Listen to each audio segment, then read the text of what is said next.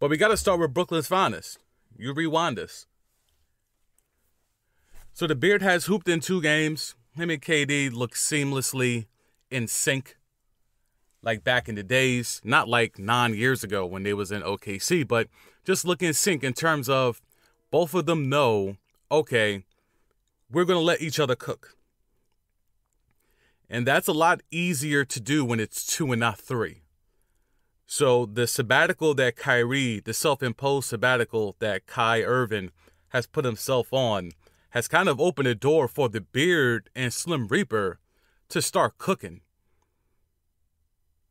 And they're cooking in a major way. I mean, you saw the game against the Bucks, right?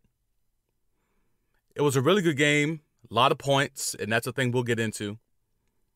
The Bucks tried Drew Holiday, Chris Middleton, Brook Lopez, Big Ragu on Slim Reaper, and Slim Reaper still went out there and got buckets, because that's what Slim Reaper does. But you notice a name I did not mention, though.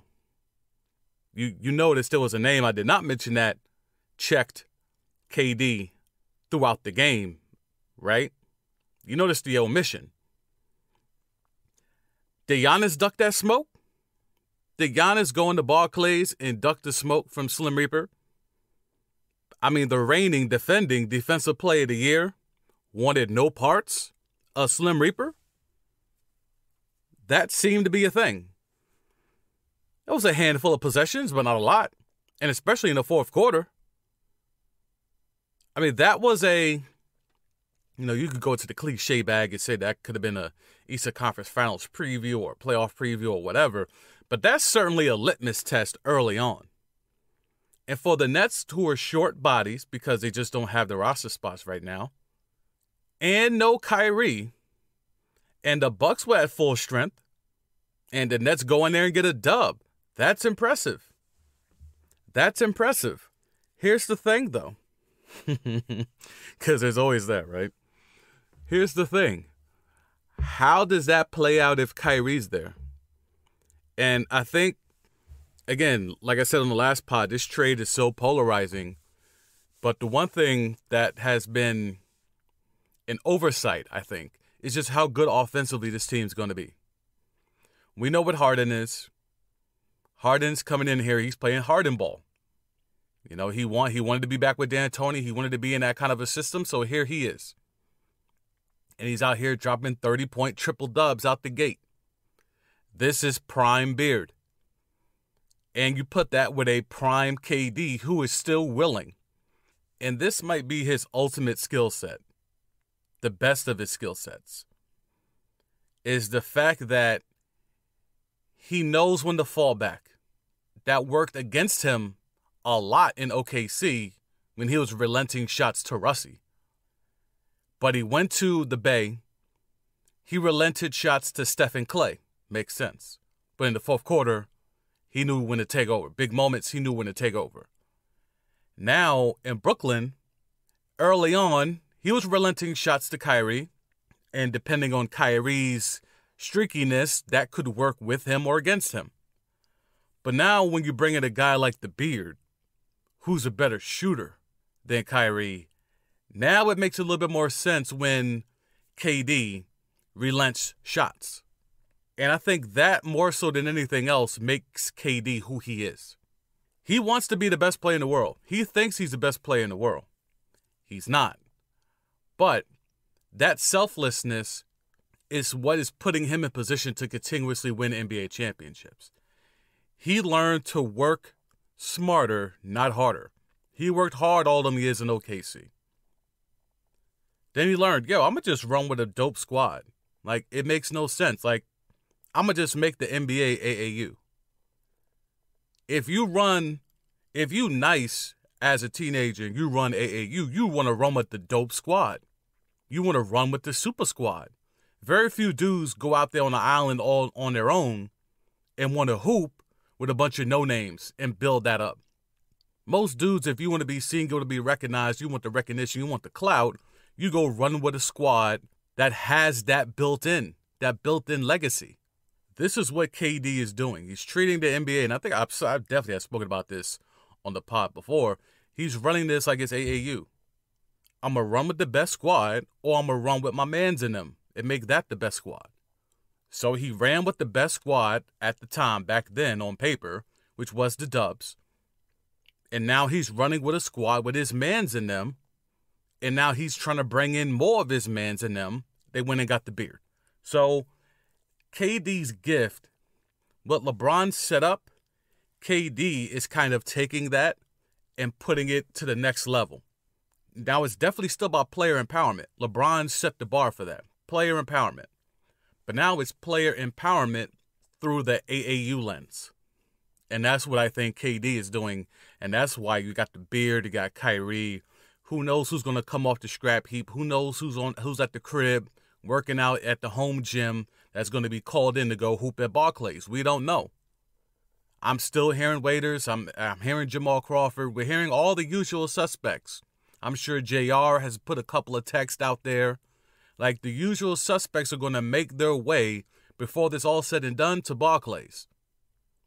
With what the Nets have to offer offensively, basically the Nets games from here on out, unless they make some significant moves, which I don't know what they can do at this point besides flip Kyrie, their game plan just has to be first one to 120 wins.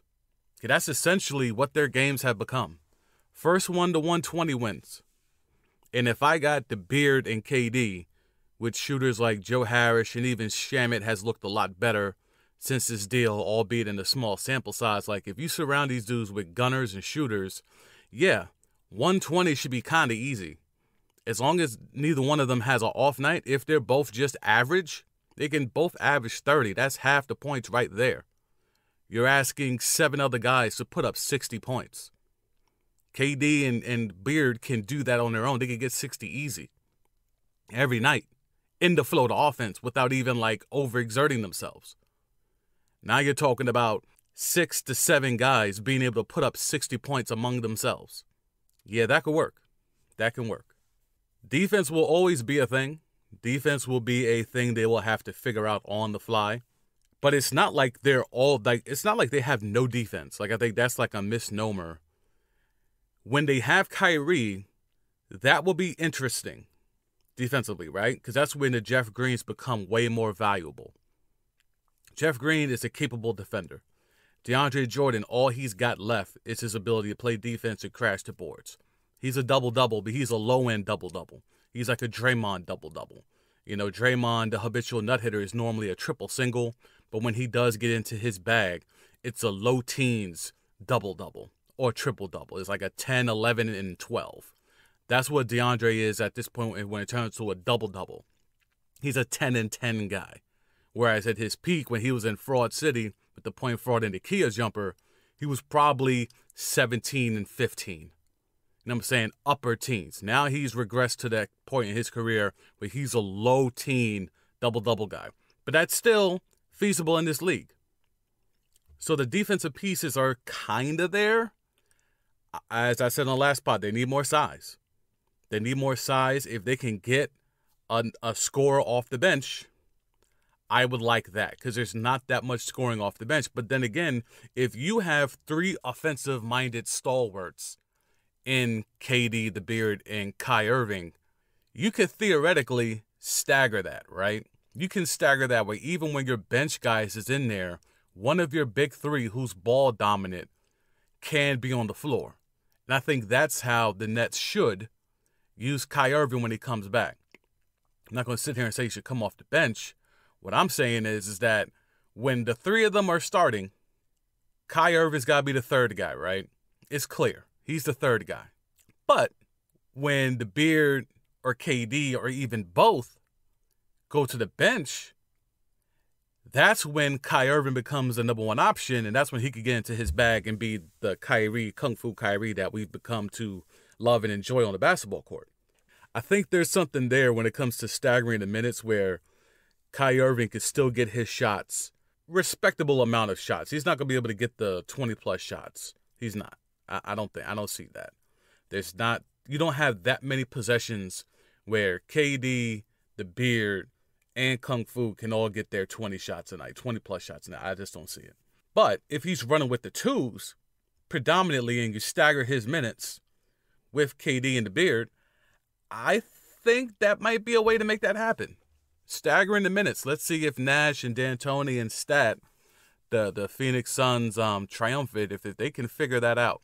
But I do think that's a thing where if you take Kyrie, stagger his minutes where, yes, he starts, he gets to run with KD and the Beard, but he also gets extended run with the twos so he can get into his bag so that when you bring the three of them into the second half, especially in that fourth quarter, now Kyrie's in the rhythm because he was cooking with the twos, and KD and the Beard are KD and the Beard. And that's something I think we should pay attention to see if that's a potential move as Nash and the Phoenix triumvirate with D'Antoni and Stat try to figure out what the hell to do when you have three ball-dominant, number one option type players all on the same squad.